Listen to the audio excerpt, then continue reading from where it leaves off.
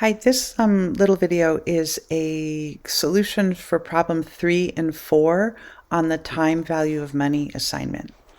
So on number 3, it asks you to look at this cash flow diagram and determine what the equivalent net future value at the end of 5 years for the following cash flows, and you use an interest rate of 10%. So the future value is right here at time period 5 when you do this calculation. So the way you're going to do it is you're going to move each of the cash flows one by one to the 5th time period using the equation F, the future value, is equal to P times 1 plus I to the N. And so for the first one, and then after you do that, you're going to add up all the cash flows once you've brought them to the 5th time period, and that's the net future value. So let's look at the first cash flow. This cash flow is occurring in time period 0. We're going to use that equation and move it 5 time periods into the future. So what we're going to do is we're going to find the future value given the present value, 1 plus I to the N. So the future value is minus 30 because that's a negative number, the down arrow. We're moving it 5 time periods from 1. So if we look here, we go 1, 2, 3, 4, 5. That's 5 time periods. And the interest rate is 10%.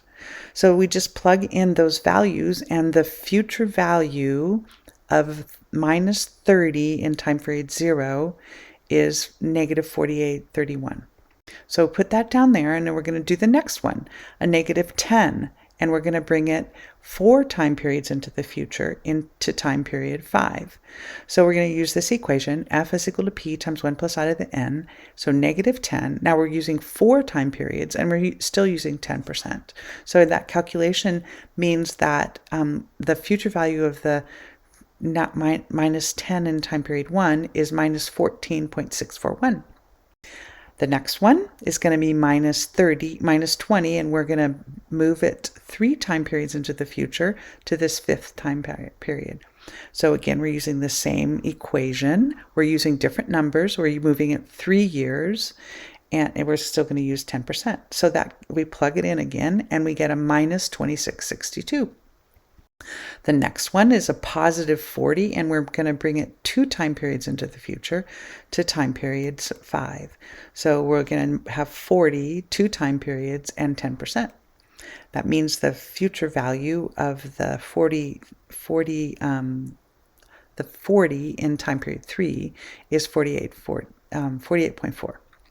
Now the 4th value is we're going to move it 1 time period into the future.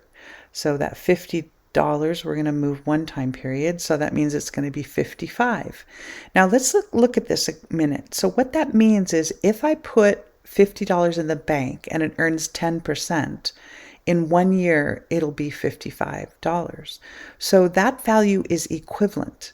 $50 in time period 4 is equivalent to $55 in time period 5. That's the idea of equivalence. So that now we're going to add all these up at time period, whoa, that was a big noise, sorry about that.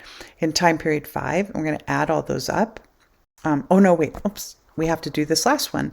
Time period 5 value of $30. We don't have to move it at all because it's already in time period 5, but if we plug this in, we can see that's just equivalently 30. So now we're going to add them all up, and we're just going to take all those values, add them together, and the answer is 43.82. That's the future value. Now we're going to move to the question number 4, which is look at this and calculate the present value. So instead of the other ones, we were trying to calculate the value in time period 5, but on this one, we're going to calculate the value in time period 0. So this is a little confusing. You have to keep your brain straight when we're doing this.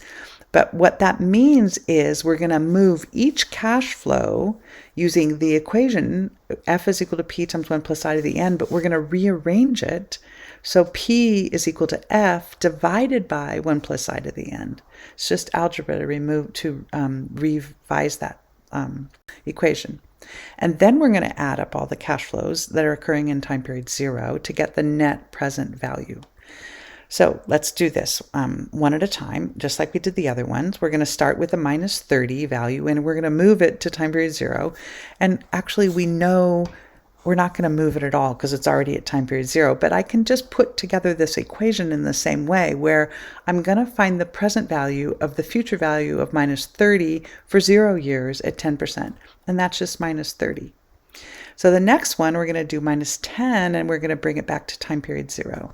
So in this case, we're moving it 1 year, and it's a minus 10. We're going to move it 1 year. Oh my gosh, that equation is wrong. It should be divided by there. Okay, so it's future value divided by 1 plus I to the n. I have it right here, but I don't have it right up here. So pay attention. This is wrong. This is right. So we plug it in, and it's minus 909. The next one is 20 minus 20, and we're bringing it to time period 0. So we're going to take the future value of minus 20. We're going to move it 2 years because it's going to time period 0, and that's at 10%. Plug it in. P-value is minus 1653. Now let's look at this a minute. This is 20, minus 20 here, but if I bring it back to 16 to time period 0, it's less money, worth less money.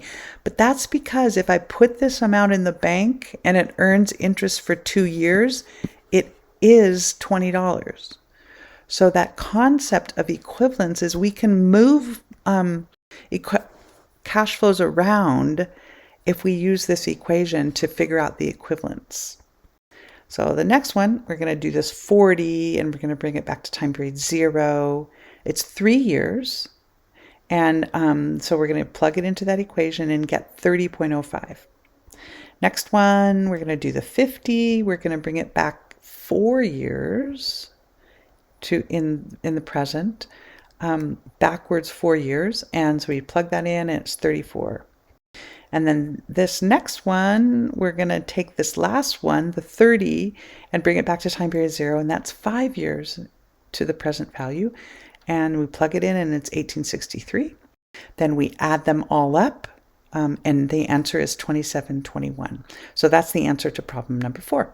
I hope that helped. This is a very confusing concept, and these two problems together, one after the other, are kind of confusing too. But I hope that helped.